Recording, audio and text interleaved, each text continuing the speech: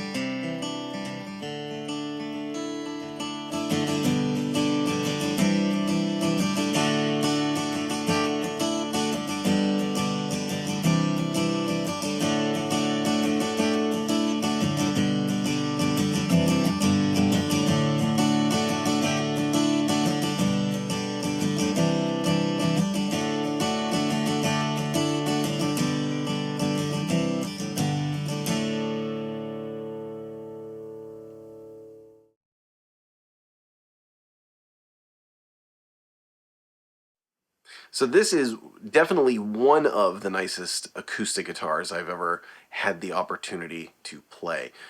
I've never owned a Taylor before, and I've always been more of a Martin person. Now, this is not necessarily based on quality, I will be honest. Some of it has to do with influences, just, my kind of guitar camp all tend to be Martin people, so naturally I gravitated that direction.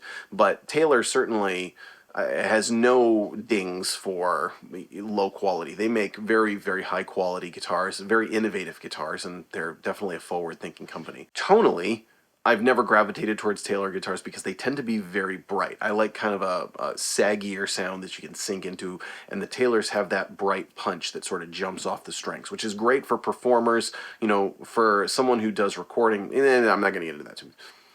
Taylors are known for their bright sound. Now, the Grand Pacific series is a sloped shoulder dreadnought style guitar that was, I'm going to say, influenced by the famous Gibson sloped shoulder guitars like the J45. I'm not going to say it's a copy because Taylor kind of took it and did their own thing with it. And specifically, they mentioned, more bass response, kind of breaking away a little bit from that typical brightness of their guitars. I love the tone of this guitar. It just sounds magic, and one of the things that's great about it is it does sort of fill in more of that depth and more of that bottom end, but it still retains that top end clarity and jump off the strings that Taylors are known for. Now, this is a pretty high-end guitar. There are a number of levels in this, all the way down to the American Dream one, which is much more affordable. If you're interested in buying any of these, I'm going to put affiliate links in the description. If you shop through those links, you're going to support my channel. I get commission from those sales, but it costs nothing extra to you. So if you're in the market for a new Taylor and you want to check these out, please shop through those links. But the cool thing about these guitars, again, is that it sort of blends the best of both worlds, and it does it in a way, like I said, influenced by something in the past, but also kind of taken and doing their own thing. Now, this one also has the V-Class bracing and the ES2 electronics. Taylors have always been known for their electronics as well, something that actually sounds relatively decent going into a sound system, which is where a lot of high-end guitars lose it. I can't tell you how many really nice acoustic guitars I've heard, but as soon as you plug them in, they just sound flat and dead and just quacky and awful. The ES2 system, it can do that. It can get that bad sound if you push it too much, but it can actually get some really nice tone also. So before we go on, I did want to share with you a clip that I recorded of the electronic system. This is going into the computer, recorded through a DI with very, very little EQ dunning. Listen to how good this sounds.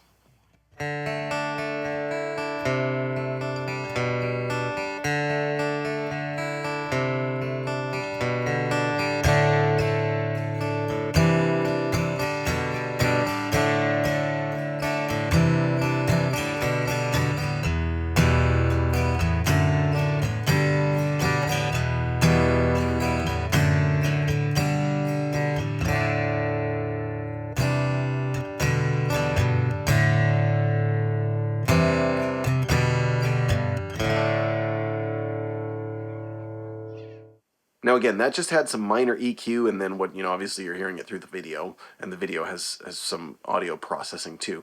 But that you're hearing basically what the direct tone was without all kinds of nothing fancy to alter the signal. That's a really good tone. I'm particularly impressed with that system. I think it sounds good. I think it's very usable in real life context.